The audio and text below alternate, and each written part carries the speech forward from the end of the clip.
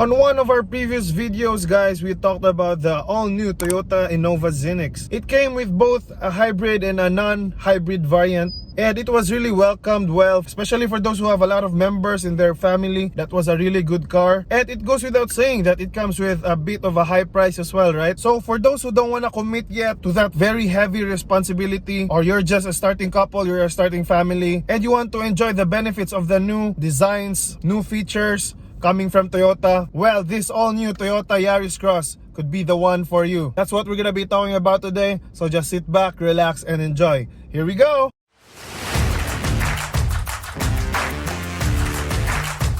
Do you love to express yourself through the things that you're very passionate about and feeling really comfortable while you're at it? Get any of our premium quality shirts today, now available in our official store, Chivalry Clothing. That's Chivalry Clothing on lazada.com.ph. Order now and don't delay on representing yourself with style.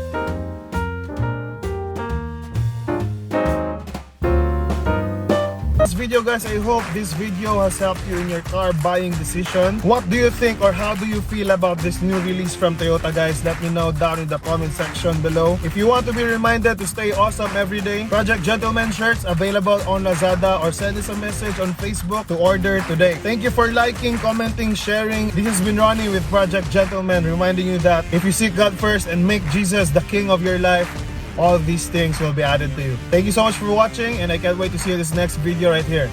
Ciao!